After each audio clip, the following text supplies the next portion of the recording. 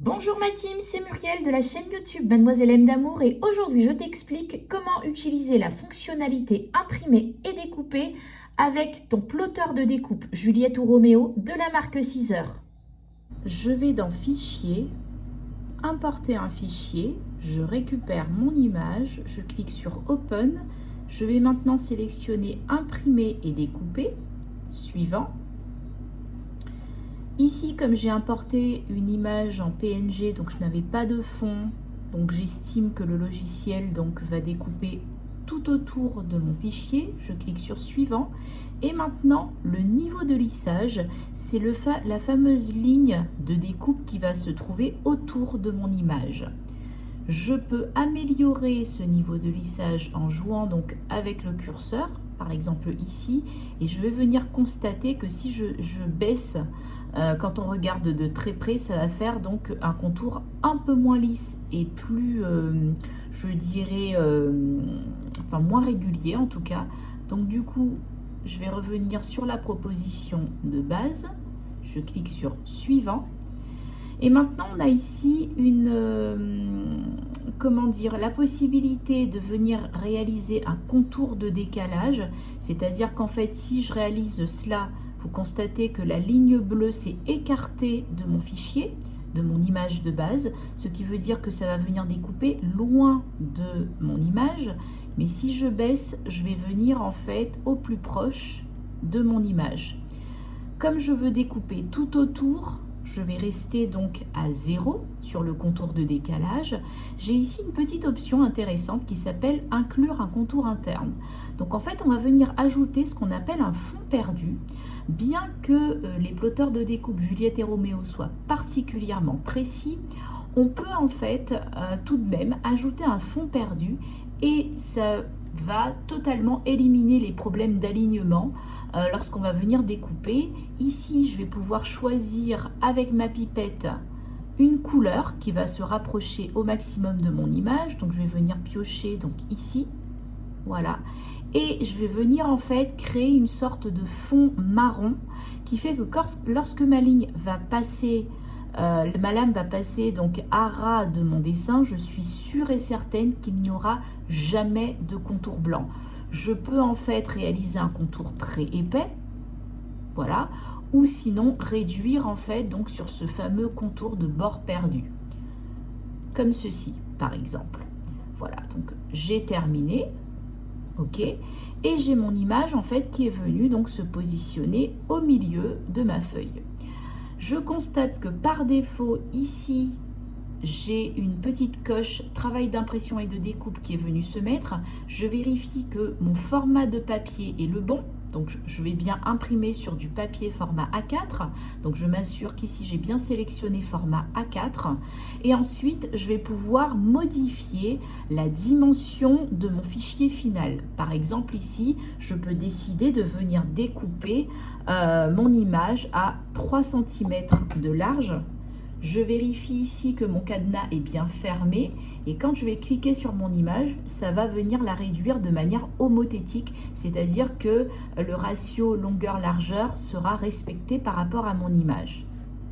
Je vais maintenant cliquer sur envoyer le dessin. Ici, si je coche aperçu du cadre filaire, je constate bien que je vais bien découper le contour de mon image. Je vais maintenant cliquer sur envoyer et j'ai ici deux, on va dire, calques qui sont venus se mettre, c'est-à-dire que à gauche j'ai au tout début les paramètres pour envoyer donc à mon imprimante et juste en dessous la découpe. Donc le logiciel Leonardo Design Studio traite indépendamment les informations l'une de l'autre. Je vais d'abord donc bien évidemment sélectionner donc Print Artwork ici.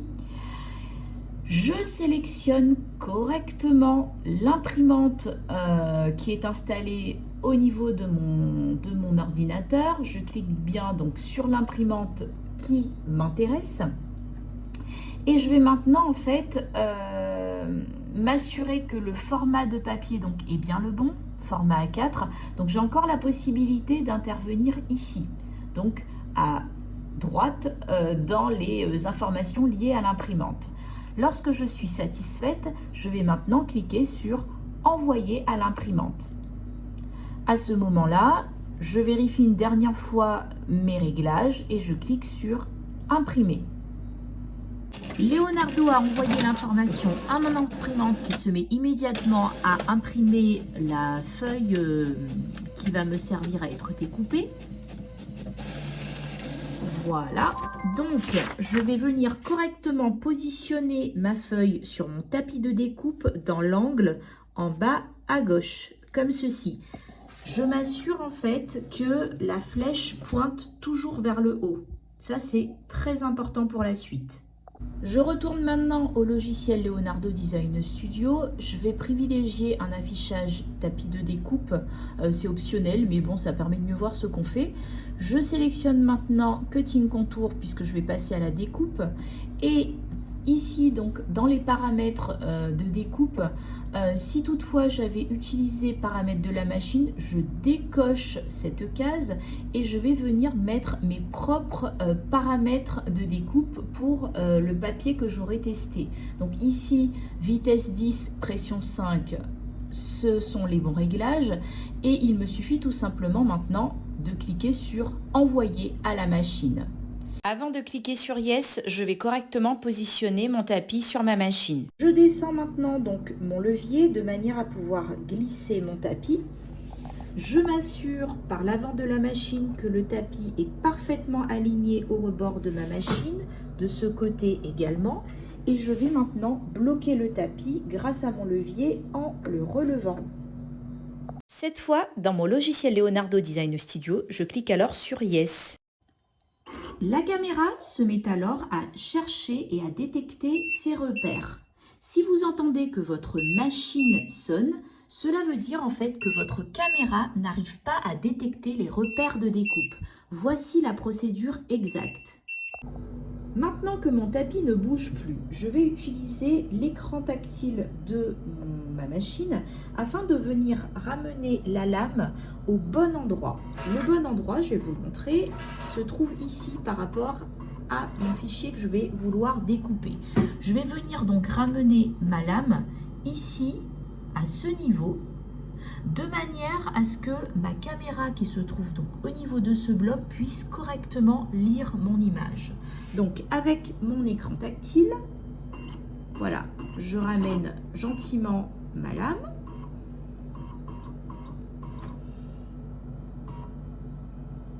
Voilà, comme ceci.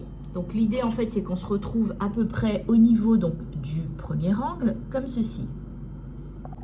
Maintenant que j'ai cliqué sur Yes, ma machine arrive correctement donc à lire mes paramètres de découpe. Elle est venue lire en fait chaque repère et mon fichier est alors correctement découpé. Voilà ce que ça donne. Étant donné que j'avais fait donc une partie de bord perdu, vous voyez donc ma lame elle est venue correctement passer donc autour de mon image en gardant ses bords perdus et je suis sûre et certaine de n'avoir véritablement aucun contour blanc. Dis-moi en commentaire si cette vidéo t'a plu et si elle te permet de mieux utiliser ton plotter de découpe Juliette ou Roméo. Et n'hésite pas à t'abonner à ma chaîne pour encore plus d'astuces et de conseils pour mieux utiliser ton plotter Juliette ou Roméo de la marque Caesar.